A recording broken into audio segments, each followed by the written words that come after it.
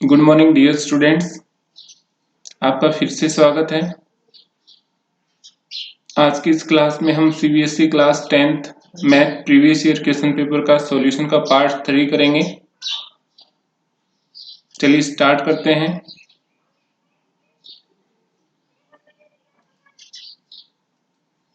यह question paper 2020 में पूछा गया था। इसका सेक्शन डी, जहां पर ऐसे टाइप क्वेश्चन या लॉन्ग आंसर टाइप क्वेश्चन पूछे जाते हैं, उसको हम सोल्व करेंगे आज। सबसे पहला question, show that the square of any positive integer can not be in the form of 5q + 2 5q + 3 for any integer q। तो ऐसा क्वेश्चन हमेशा जरूर आता है। यूक्लिड एल्गोरिथम मेथड का यूज करते हुए हमें इसको प्रूव करना होता है। तो देखिए बच्चों, यहाँ पर 5 की जगह कई बार 6 या 7 और यहाँ पर उसका जो रिमाइंडर होता है वो कुछ फॉर्म में हो सकता है।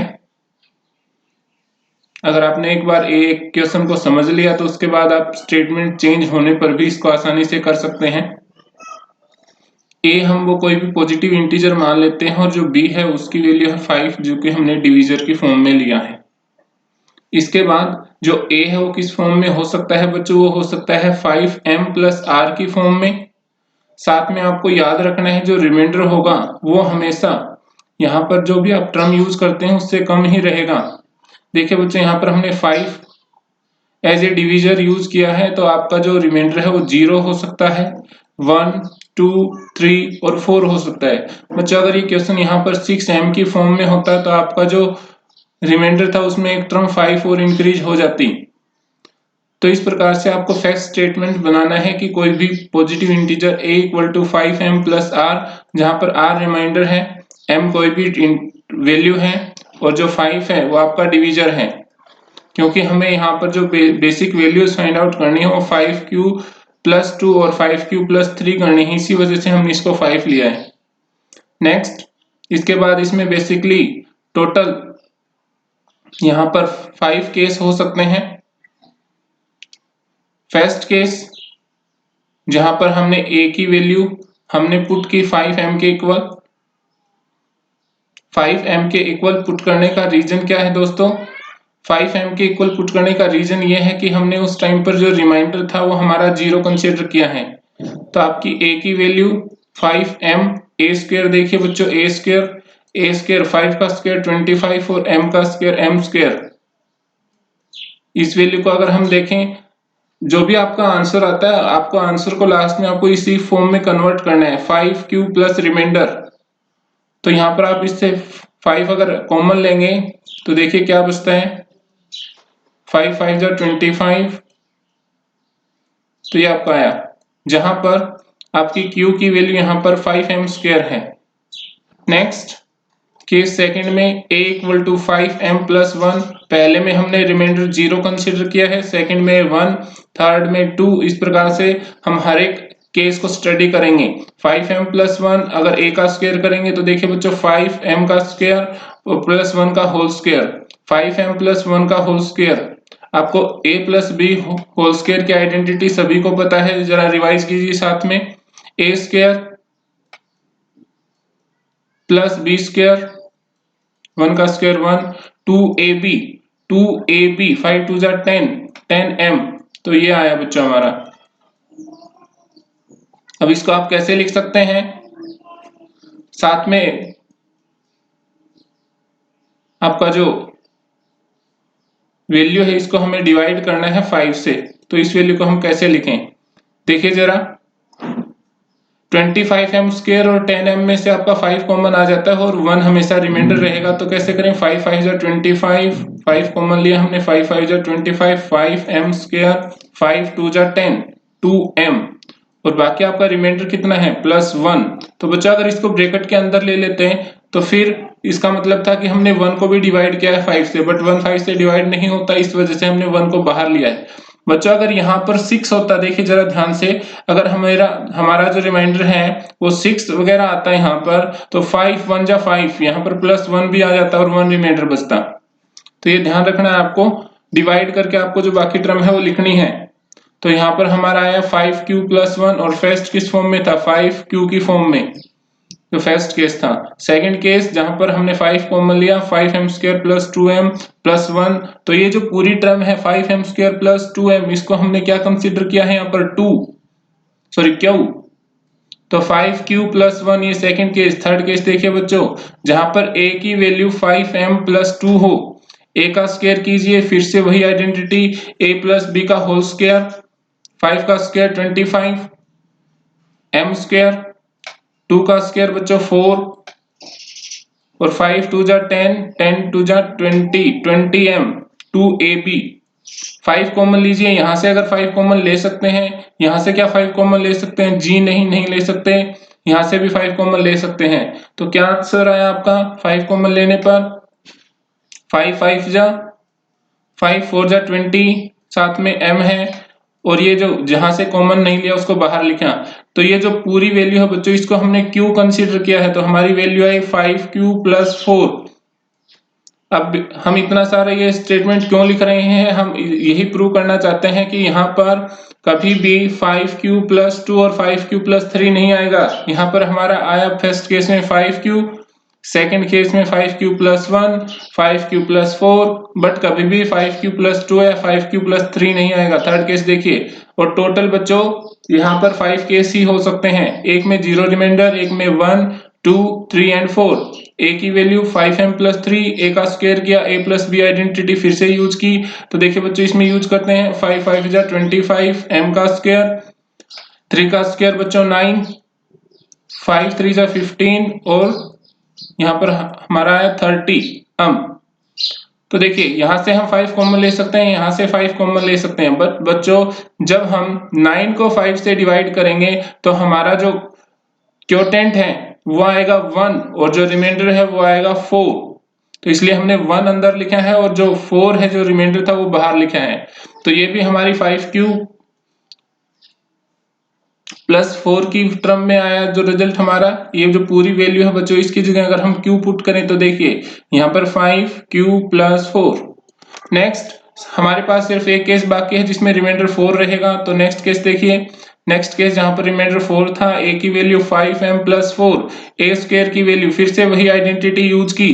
तो बच्चों यहाँ पर क्या टर्म आई थी आपकी, 4 का स्क्वायर आया था, यानी 16 आया था। और बच्चों 16 को जब 5 से डिवाइड करोगे तो कितना आएगा, 5 3 जा 15, और 1 रिमाइंडर। तो जो 1 रिमाइंडर है उसको तो हमने बाहर लिख दिया, और जो 3 हमारा क्वोटेंट है उसको हमने ब्रैकेट के अंदर लिखा है।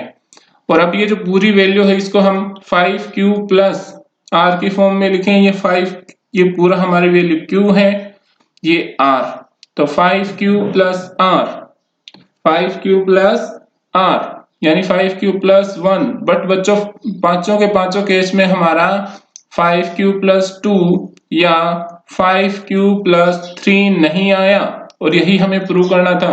बच्चों ऐसा क्वेश्चन एग्जाम में हर बार आता है, सिर्फ 5 की बजाय कहीं पर 6 दे देता है, कहीं पर 7 दे देता है, बाकी कोई डिफरेंस नहीं होता क्वेश्चन में। सेम मेथड का यूज करते हुए हमें इसको प्रूव करना है। तो ये पहला क्वेश्चन हमारा प्रूव होता है। सेकंड, इसी के ऑप्शन में एक सेकंड क्वेश्चन था, prove that one of every 3 conjugative positive integers is divisible by 3। अगर 3 कोई भी नंबर है लगातार, उनमें से एक नंबर हमेशा 3 से डिवाइड होगा। तो हम एक वैल्यू मान लेते हैं, सबसे पहले let n be the any positive integer, उसको हम डिवाइड करते हैं 3 से। तो बच्चों 3 से डिवाइड करने पर हमारे बेसिकली 3 से डिवाइड करने पर हमारा क्या क्या चांस हो सकता है, हमारा चांस हो सकता है कि या तो वो कंप्लीट डिवाइड हो जाए और रिमाइंडर आए 0, या उसका रिमाइंडर आए 1, या उसका रिमाइंडर आए 2। इसके अलावा तो कोई चांस हो ही नहीं सकता। तो सबसे पहले हम तीनों केस को स्टडी करते हैं। पहला केस जहां पर हमारी जो वैल्यू है उसको हमने n पुट किया, n की value 3q plus r, r की वैल्यू क्या हो सकती है, 0 हो सकती है, 1 हो सकती है और 2 हो सकती है। पहला केस जहां पर कंप्लीट डिवाइड हो जाता है, तो कंप्लीट डिवाइड हो जाता है, तो ये प्रूवन है। इसके बाद नेक्स्ट देखिए n प्लस 1, इससे नेक्स्ट टर्म क्या होगी, इससे नेक्स्ट टर्म है आपकी 3q plus 1, 3 multiply by quotient plus 1, यानी कि इससे नेक्स्ट टर्म होगी वो होगी, उसमें एक ज्यादा रिमाइंडर 1 बचेगा आपका। Next term third n plus 2, 3q plus 2। तो ये फर्स्ट केस था बच्चों, इसमें एक टर्म हमारी n है, दूसरी है n+1, तीसरी है n+2। पहला केस जहां पर रिमाइंडर 0 था तो ये जो पहली टर्म है यही डिवाइड हो रही है 3 से। सेकंड केस जहां पर रिमाइंडर 1 था, यहाँ पर रिमाइंडर 1 था बच्चों, अगर रिमाइंडर 1 है तो देखिए कैसे लिख सकते हैं टर्म को, 3q + 1, क्योंकि रिमाइंडर 1 है यहाँ पर। इससे अगली टर्म क्या होगी, 3q + 2। इससे अगली टर्म क्या होगी, 3q + 3। तो यहाँ पर इस केस में हमारी ये जो टर्म है 3q + 3, ये 3 से डिवाइड होती है बच्चों। कैसे, अब 3 कॉमन लीजिए यहाँ से तो कंप्लीट डिवाइड हो जाती है ये। नेक्स्ट केस थर्ड में जब आपका रिमाइंडर बचता है 2, वो मान के चलते हैं n की वैल्यू 3q + 2, 2 रिमाइंडर है आपका, q क्वोटेंट है। इससे नेक्स्ट टर्म 3q + 3 और उससे नेक्स्ट टर्म 3q + 4। देखिए हमने यहाँ पर फर्स्ट केस में हमने रिमाइंडर 0, सेकंड केस में रिमाइंडर 1 और थर्ड केस में रिमाइंडर 2 माना है। तो हर केस में एक ना एक टर्म हमारी ऐसी आती है जो 3 से डिवाइड होती है। फर्स्ट केस में वो खुद टर्म थी, नेक्स्ट केस में लास्ट टर्म थी और थर्ड केस में मिडिल टर्म थी। तो ये हमने प्रूव कर दिया कि कोई भी अगर हम 3 लगातार नंबर पॉजिटिव इंटीजर लेंगे तो उनमें से एक ना एक 3 से डिवाइड हो जाएगा। नेक्स्ट क्वेश्चन बच्चों, the sum of 4 consecutive numbers of AP. तो एपी के जब भी क्वेश्चन आते हैं आपके लिए आसान रहता है और साथ में ये जो मार्क्स हैं वो आसानी से आपके जो स्कोर कार्ड है उसको बूस्ट करने के काम आते हैं। जो 4 कंसेक्यूटिव टर्म्स है वो किस प्रकार से हम मान सकते हैं, a-3d, जहां पर d कॉमन डिफरेंस है, a उसकी फर्स्ट टर्म है, a-d, a+d और a+3d। अब हमें इसकी जो रेशियो है, रेशियो फाइंड आउट करनी है बच्चों। देखिए जरा कैसे हम फाइंड आउट करेंगे। अगर इस क्वेश्चन में आप देखें तो बेसिकली जो डिफरेंस है, कॉमन डिफरेंस वो 2d का है। कॉमन डिफरेंस इन्होंने कितना माना है, 2d, यानी a-3d था। a-3d में अगर हमने 2d ऐड किया तो a-d, फिर इसमें +2d किया तो a+d, फिर 2d किया तो a+3d। अब जो सम दे रखे है बच्चों, सम की वैल्यू दे रखी है 32। अब अगर हमने इन सभी को प्लस कर दिया, आप देखिए प्लस करके देखिए, 3d से आपका 3d कैंसिल, -d से +d, तो हमारी आई 4a की वैल्यू। तो बच्चों 4a की वैल्यू आई 32, तो यहां से हमारी a की वैल्यू यानी जो फर्स्ट टर्म है b की वो आ गई आपकी 8। फर्स्ट टर्म आपकी क्या है बच्चों, 8। और यहाँ पे देखिए नेक्स्ट स्टेटमेंट में क्या दिया है, the ratio of product of first term and the last term to the product of 2 middle terms is 7:15। चलिए हम प्रोडक्ट कर लेते हैं इसके बाद और उसकी वैल्यू हम पुट करते हैं 7/15। प्रोडक्ट कैसे किया, फर्स्ट टर्म को हमने मल्टीप्लाई किया लास्ट टर्म से और जो बच्चों सेकंड टर्म जो मिडिल टर्म है उनको आपस में हमने मल्टीप्लाई किया। बेसिक सा हमारा वही formula, a - b a+b a² - b², नीचे भी a - b a+b a² - b²। और बच्चों ये रेशियो हम कहां से लेके आए अगर आपको पता हो तो देखिए यहाँ पे रेशियो उसने ऑलरेडी दिया हुआ था 7:15, तो हमने 7:15 यहाँ पर पुट कर दिया। फॉर्मूला लगाइए भाई, a का स्क्वायर माइनस b आपका 3d है, 3 का स्क्वायर बच्चों 9 और d का स्क्वायर d²। इसके बाद अगर हम नीचे वाले टर्म में देखें a - d a+d, फर्स्ट का स्क्वायर बच्चों a² और सेकंड का स्क्वायर d²। अब हम क्रॉस मल्टीप्लाई कर सकते हैं। क्रॉस मल्टीप्लाई क्यों कर सकते हैं, क्योंकि वैल्यू इक्वल दे रखी है। 15 को आप यहाँ पर मल्टीप्लाई कर सकते हैं और इसको इधर मल्टीप्लाई कर सकते हैं। चलिए देखते हैं क्या हमारा रिजल्ट निकल के आता है आगे। जब बच्चों हमने इसको मल्टीप्लाई किया और a की वैल्यू को आपस में कट कर दिया, a² की वैल्यू को जो हमने पुट किया यहाँ पर, तो हमारा वैल्यू क्या आई, 15 × 64 - 9d², 7 × 64 - d²। तो ये वैल्यू बेसिकली उसने सोल्व किया है नहीं, यहाँ पे क्या पुट किया है, a² की वैल्यू डायरेक्ट पुट की है। a की वैल्यू हमारी 8 थी तो बच्चों a² की वैल्यू हो जाएगी 64। नेक्स्ट देखिए, नेक्स्ट में हम मल्टीप्लाई करेंगे तो हम d की वैल्यू फाइंड आउट करेंगे। यहाँ से हमारी d² की वैल्यू आई 4 और बच्चों d की वैल्यू आई प्लस और -2, यानी यहाँ पर +2 की फॉर्म में भी हो सकता है और -2 की फॉर्म में भी हो सकता है। तो हमारे 4 नंबर्स क्या आएंगे यहाँ पर, 4 नंबर्स आएंगे। सबसे पहले ये 8 है, 8 - 6, 3 × 2 = 6, तो 8 माइनस 6 कितने होते हैं बच्चों? 2। नेक्स्ट टर्म देखिए, नेक्स्ट है आपका 8 माइनस 2, 8 माइनस 2 होते हैं बच्चों 6, फिर 8 प्लस 2, 8 प्लस 2 यानी कि 10, फिर 8 प्लस 6। तो इस प्रकार से आपके चारों नंबर आ गए 2, 6, 10 एंड 14। तो ये क्वेश्चन था बच्चों। नेक्स्ट क्वेश्चन देखिए, इससे क्या ऑप्शनल, तो इस यहाँ पर भी आपका एक एपी दे रखा है 1 plus 4 plus 7 plus 10 plus x equal to 287। तो इसको हमें सोल्व करना है। बेसिकली हमें x की वैल्यू फाइंड आउट करनी है। यहाँ पर a देखिए बच्चों, बड़ा आसान है ये क्वेश्चन। a की वैल्यू 1, कॉमन डिफरेंस देखिए, कॉमन डिफरेंस दे रखा है 4 माइनस 1, तो कॉमन डिफरेंस है आपका 3। Sum of N term, sum of N term कितना दे रखा है? 287। तो यहाँ से हम एक डायरेक्ट फॉर्मूला लगा सकते हैं, जहां पर हमें सम ऑफ एन टर्म्स का फॉर्मूला अगर पता हो तो उसका यूज करते हुए हम वैल्यू फाइंड आउट कर सकते हैं। एन टर्म या जो एक्स है उसकी वैल्यू कितनी होगी? उसकी वैल्यू देखिए बच्चों, यहाँ पर उसकी वैल्यू 1 प्लस 3n माइनस 3। ये 3n माइनस 3 कहाँ से आया? आपका जो कॉमन डिफरेंस है उसको पुट किया, उसको मल्टीप्लाई किया n माइनस 1 से। फॉर्मूला क्या होता है बच्चों एन टर्म का? एन टर्म का फॉर्मूला होता है first term plus n minus 1 into D. यहाँ पर आपका कॉमन डिफरेंस था 3, तो हमने 3 पुट किया और हमारी वैल्यू आई 1 प्लस 3 के n के साथ मल्टीप्लाई 3n माइनस 1 के साथ मल्टीप्लाई माइनस 3। सोल्व करने पर हमारी वैल्यू आई 3n माइनस 2। तो n की वैल्यू हम निकाल लेंगे। सम ऑफ n टर्म क्या होता है? सम ऑफ n टर्म बच्चों होता है n/2 a plus l। Basically दो फॉर्मूले होते हैं सम ऑफ एन टर्म के। तो जहां पर अगर लास्ट टर्म की वैल्यू निकालते हैं हम, तो फॉर्मूला होता है n/2 a plus l। n number of terms, a first term, l is the last term. Put कीजिए n/2 1 प्लस 3n माइनस 2, कहां से वैल्यू है? यहाँ से वैल्यू है। इसको 287 के इक्वल पुट किया तो हमारी एक इक्वेशन आती है। जब हमने n को मल्टीप्लाई किया, यहाँ पर 2 को 287 से मल्टीप्लाई कर दीजिए, 74 आंसर आया। n के अंदर मल्टीप्लाई कीजिए, n 1 जा n और 3n की मल्टीप्लाई 3n स्क्वायर माइनस के 2n और प्लस का n माइनस का n, और इस 5 से 24 को इधर लेके आए हम लेफ्ट हैंड साइड, तो हमारा माइनस में। अब हमारी क्वाड्रेटिक इक्वेशन आ गई। क्वाड्रेटिक इक्वेशन को आप मिडिल टर्म स्प्लिटिंग मेथड से मिडिल टर्म स्प्लिटिंग मेथड का यूज करके आप सोल्व कर सकते हो।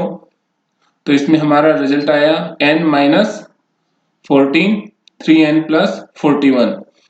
n की वैल्यू एक बार हम n माइनस 14 को 0 के बराबर पुट करें, एक बार 3n प्लस 41 को 0 के बराबर पुट करें, तो यहाँ पर तो माइनस में आएगी। माइनस में n की वैल्यू हो नहीं सकती, कभी भी कॉमन डिफरेंस माइनस हो सकता है, a माइनस हो सकती है, बट n माइनस नहीं होगी।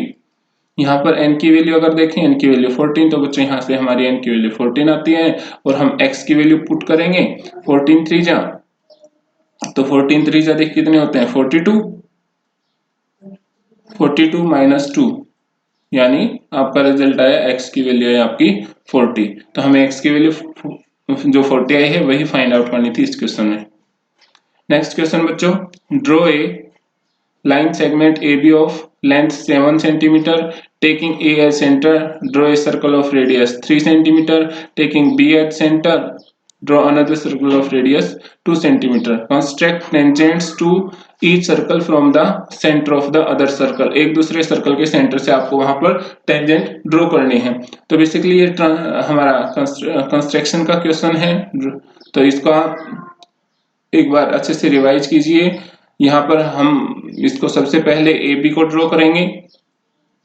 AB को आपको ड्रॉ करना है 7 सेंटीमीटर, और AB के बाद इसके ऊपर जितने भी वैल्यू के अंदर जो सर्कल्स दे रखे हैं वो हम ड्रॉ करेंगे एक दूसरे के सर्कल से। वहां पर हमें टेंजेंट ड्रॉ करने हैं। अब टेंजेंट जो होते हैं बच्चों, आपको याद हो, टेंजेंट हमेशा इस पॉइंट के ऊपर सिर्फ सिंगल पॉइंट के ऊपर टच करते हैं, सिंगल पॉइंट के ऊपर टच करते हैं, और सेंटर के साथ हमेशा वो कौन सा एंगल बनाते हैं? 90 डिग्री का एंगल बनाते हैं, 90 डिग्री का। तो बच्चों यहाँ पर जो टेंजेंट है, याद रखना, ये जो टेंजेंट है इसकी मीनिंग क्या होता है? टेंजेंट का मतलब एक एक्सटर्नल लाइन जो सिर्फ सर्कल को एक पॉइंट के ऊपर टच करे। तो इस टेंजेंट का हम बार बार फिजिक्स में यूज करेंगे, क्लास 11th के फिजिक्स में। तो आपको ये ड्रॉ करना है यहाँ पर। Next question. तो नेक्स्ट क्वेश्चन करने से पहले बच्चों, अगर आपको अभी तक की है वीडियो अगर अच्छी लगी है तो आप वीडियो को लाइक जरूर करें, चैनल को सब्सक्राइब करें। अगर अभी तक आपका रेड कलर का बटन है तो उसको दबा के जल्दी से चैनल को सब्सक्राइब कीजिए, बेल के आइकन को दबाएं ताकि फ्यूचर में हमारे चैनल के नोटिफिकेशन आपको मिल सके। क्लास 10th के मैथ और साइंस से रिलेटेड वीडियो हम लेकर आते रहेंगे इस चैनल पर। Next question. A vertical tower stands on the horizontal planes is surmounted by a vertical flag staff of height 6 meter. At a point on the plane, the angle of elevation of the bottom and the top of flag staff is 30 degree and 45 degree respectively. Find the height of tower. तो बच्चों यहाँ पर हमारी trigonometry की application of trigonometry जो chapter है उसका use होता है। चलिए हम यूज करते हैं। सबसे पहले यहाँ पर इसने जो ऊपर वाली जो हाइट दी हुई है, फ्लैग की हाइट दी हुई है फ्लैग के बॉटम से, इसको दे रखा है इसने 6 मीटर। जो एंगल ऑफ एलिवेशन है 30 डिग्री और 45 डिग्री। तो हमें वैल्यू फाइंड आउट करनी है। Find the height of the tower, H को हमें वैल्यू फाइंड आउट करनी है। एक बार हम एक वैल्यू को बेस को x मानते हैं, हाइट को h मानते हैं। इसके अकॉर्डिंग जो हमारा वैल्यू है h बाई एक्स, तो h बाई एक्स किसके बराबर होगा? h बाई एक्स होगा आपका 1030 के बराबर। और बच्चों पूरा AC divided by CD, AC divided by CD यानी परपेंडिकुलर डिवाइडेड बाई बेस, वो आपका होगा 1045 के इक्वल।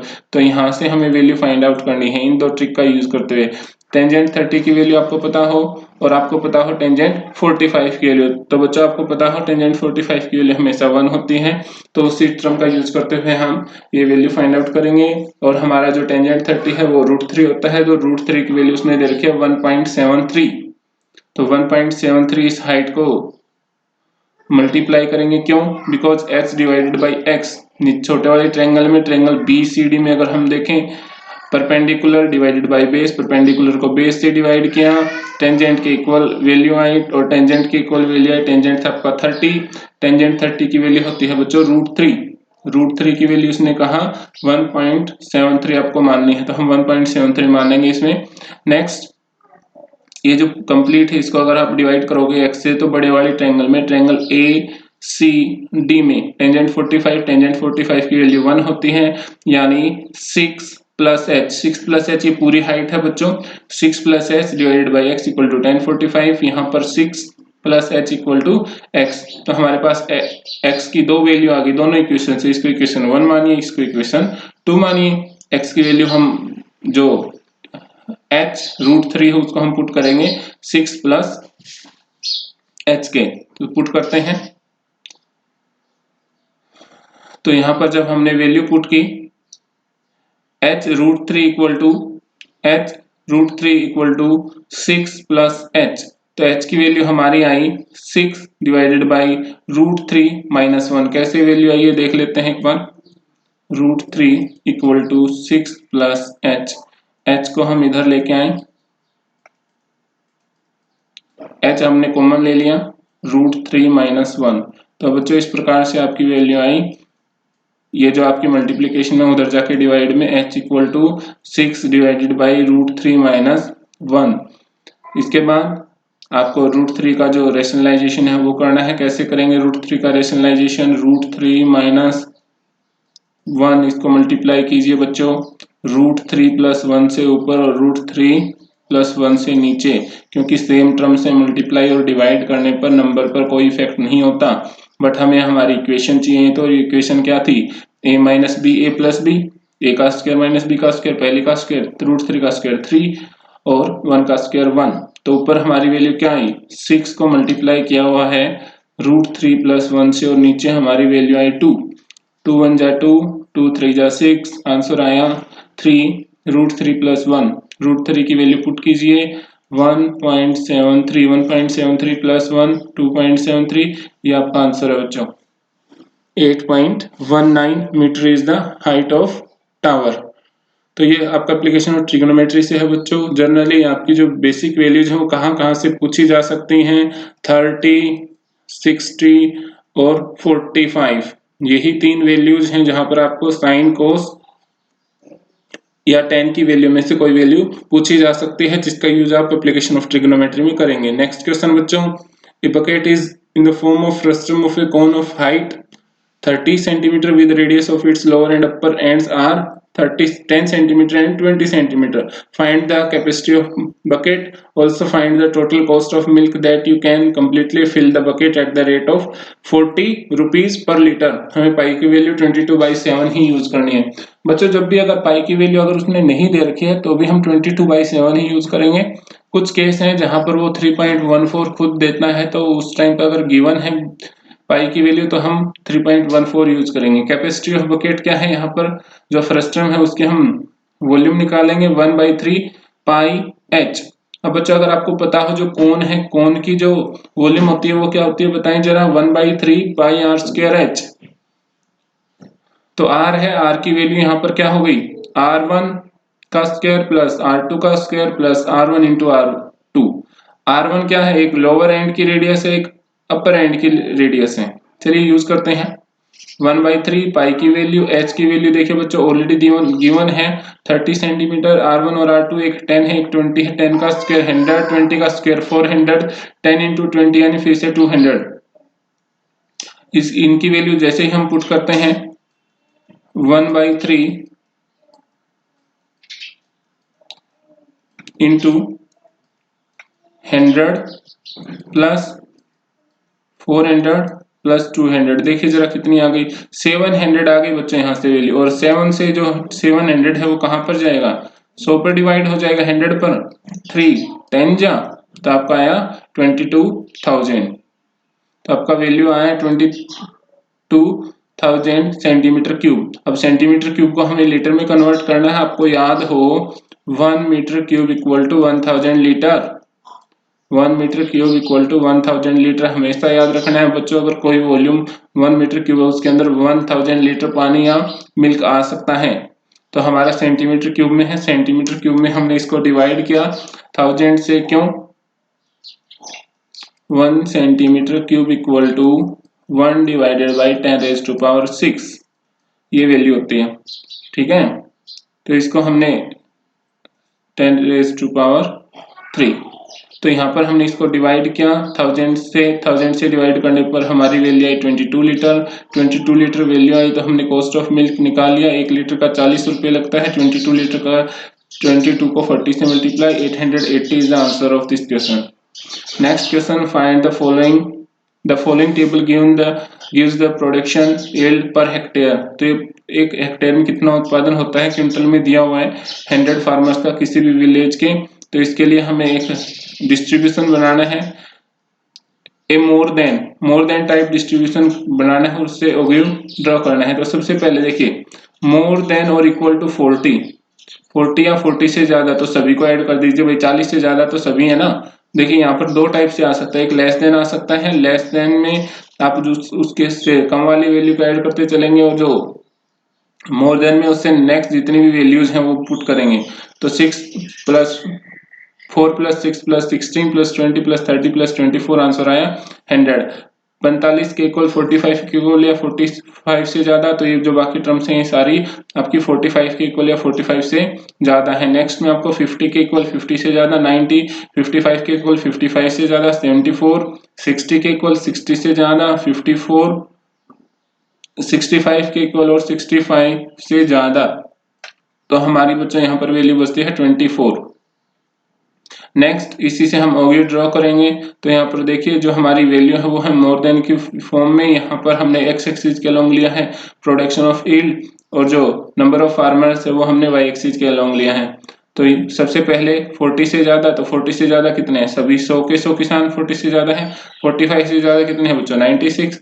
50 से ज्यादा कितने हैं, 90।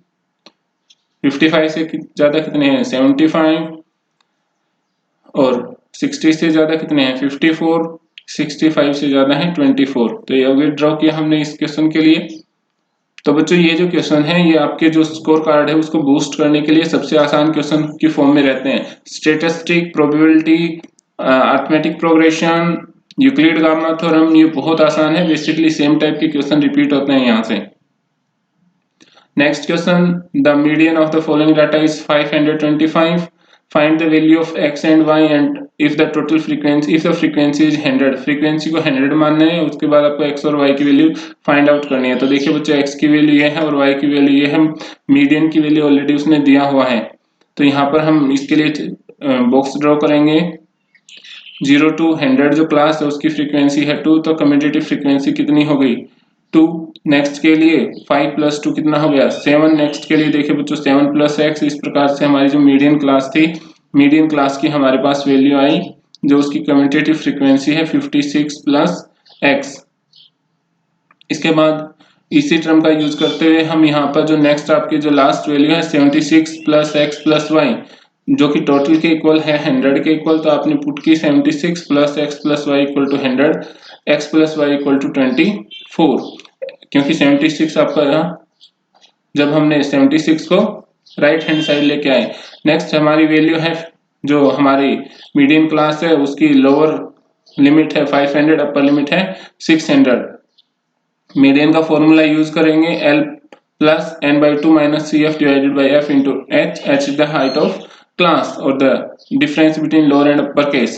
तो हाइट ऑफ क्लास आपने 100 माननी थी, उसको वैल्यू मीडियन ऑलरेडी गिवन है 500, इसका जो लोअर केस है वो 500 + 50 डिवाइडेड 100 डिवाइडेड बाई 2, यानी कि आपका आंसर आया 50, माइनस इसकी जो कम्यूटेटिव फ्रीक्वेंसी है वो पुट कर किया हमने -36 - x डिवाइडेड बाई 20। तो यहाँ से अगर हम इस इक्वेशन को सोल्व करें तो हमारी x की वैल्यू आती है 9, और x की वैल्यू 9 आप पुट कीजिए, x की वैल्यू 9 इस इक्वेशन में पुट कीजिए, तो आपकी y की वैल्यू देखिए, y की वैल्यू आई 24 - 9, तो y की वैल्यू आई आपकी 15।